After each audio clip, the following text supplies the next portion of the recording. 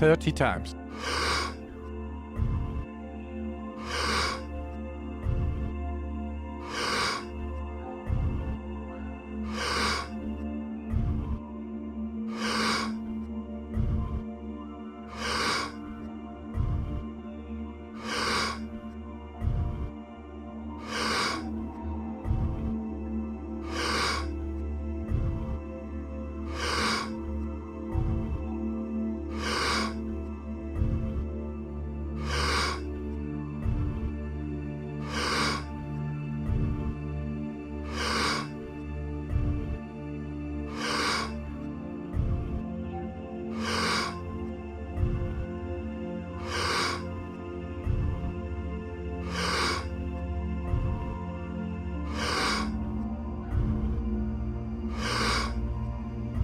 Ten times more.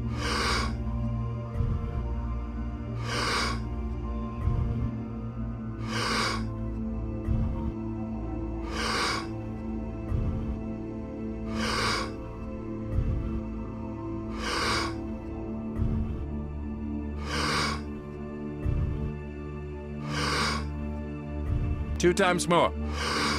Now, the reason I suggest physiological sighs is they can be done in real time. Stop. You can get into the elevator and do a physiological sigh. You could also do tumo-type breathing. In any moment you can do a...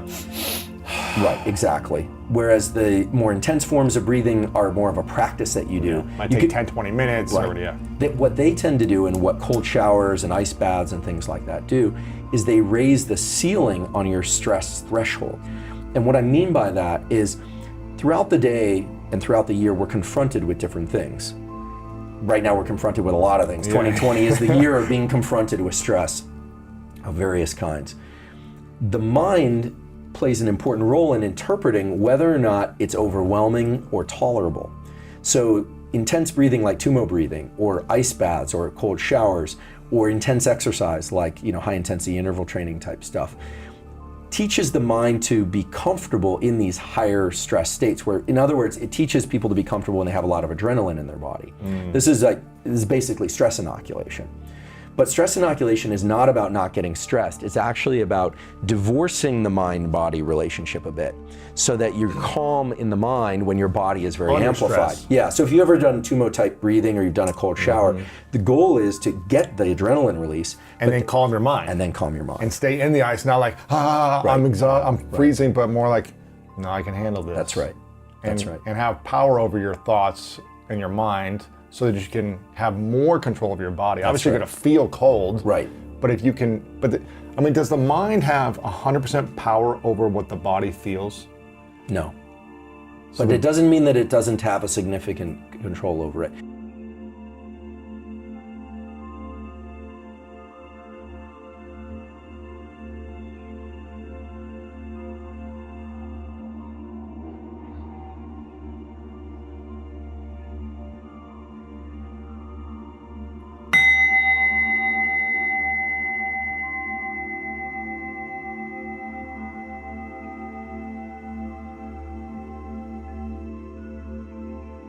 Thirty times.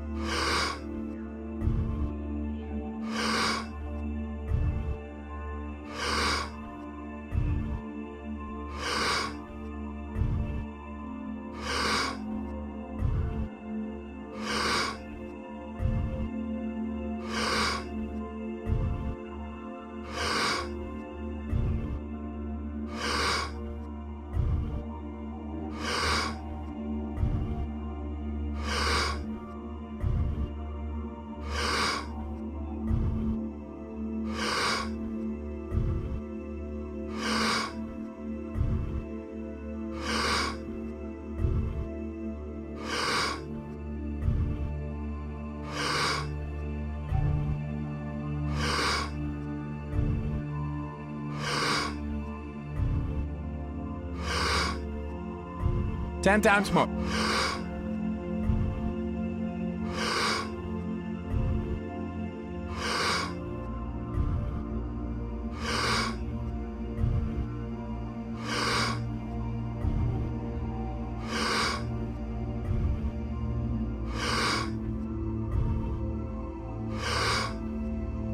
Two times more. letting go and stop. Say I feel cold in ice, right? Right. I'm in ice, it's 30 degrees. Right. Can I control my mind to say, you know what, this is actually a hot tub and you feel warm and you're feeling hot right now? Or is it too much physiological barriers to break through that? To some extent you can. So I think that, the question that you're asking is a very important one. It's actually the question, which is, to what extent does our subjective narrative, The story we tell ourselves actually mean something for the body? And to what extent does the body actually mean something for the subjective narrative? So this gets into some areas of work that we're doing now, and so I do want to highlight that it's ongoing work. But I think, the old narrative, meaning 10 years ago, was that if you're feeling depressed, just smile. Well, if that worked, right. we would have a lot less depression than we see out there. Right. Now that does not mean... Most people actually who are depressed just aren't smiling as well. right. Like when you change your physiology, doesn't it also start to change the way you think about yourself a little bit?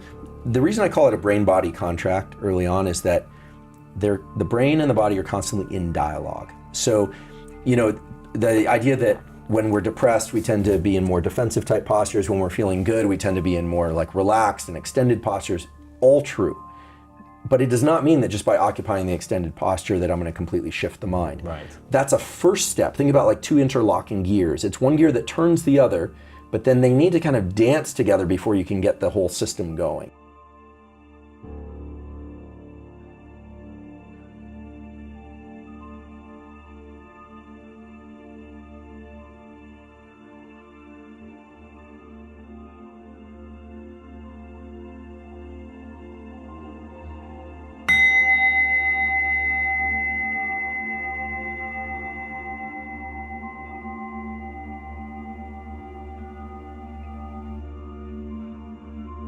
Thirty times.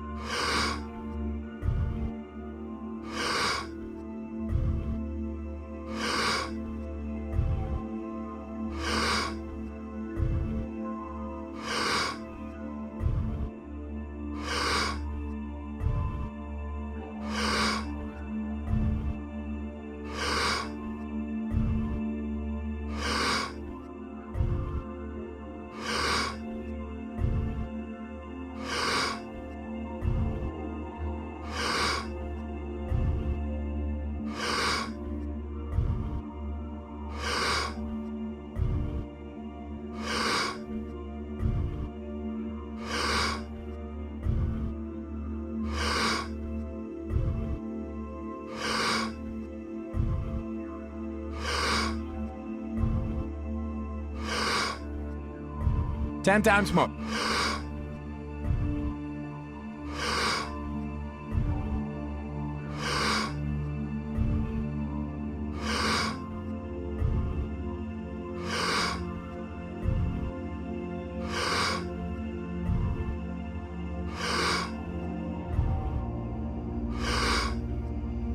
Two times more. Letting go and stop. There is one way in which subjective thought and deliberate thought is very powerful over states of mind and body. To answer your question, can you think your way out of the ice bath being cold?